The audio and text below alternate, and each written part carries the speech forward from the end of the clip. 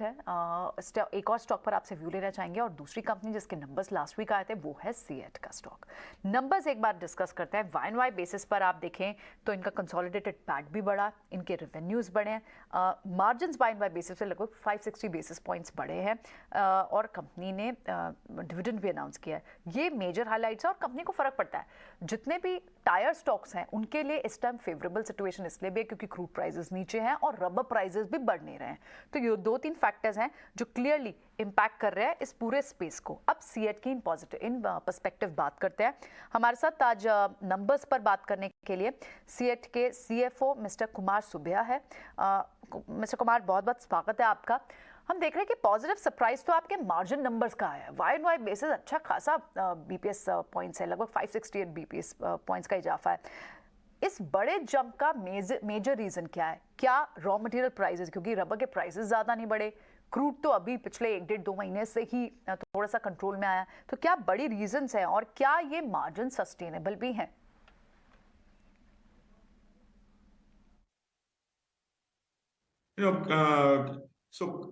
Raw material prices कुछ गिरा है in Q3 और Q4. Okay, we are able to हमारा selling price को hold कर सकते थे Q4 में. So therefore that led to expansion in our gross margins.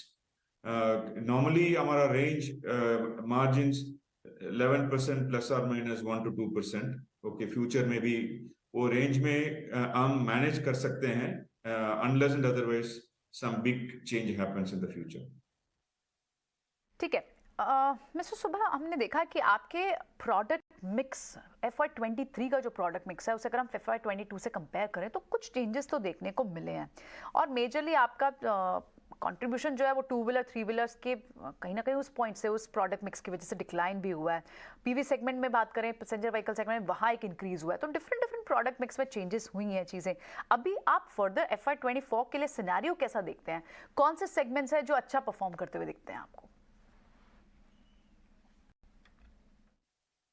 In the replacement market में अभी कमर्शियल कैटेगरीज का डिमांड वापस आ गया है। Q4 में भी हम वो देख सकते थे, अब फ्यूचर में भी वो कंटिन्यू हो सकते हैं। whenever economy recovers वो इम्पैक्ट पॉजिटिव कमर्शियल कैटेगरी में होता है। सो इसलिए going into the next year, I think utilization of our own capacities, our growth in truck and bus radial could be little higher. Okay, passenger car bhi abhi from middle of last year onwards हम growth हम देख सकते हैं, particularly in the higher segment SUVs and mid SUVs. So वो भी growth ज़्यादा हो सकते हैं फ्यूचर में। टू व्हीलर अभी थोड़ा वीक है डिमांड। ओके, टू व्हीलर का डिमांड रूरल डिमांड में के लिए थोड़ा लिंक है, इसलिए फ्यूचर में वो we have to see how to bring that growth back.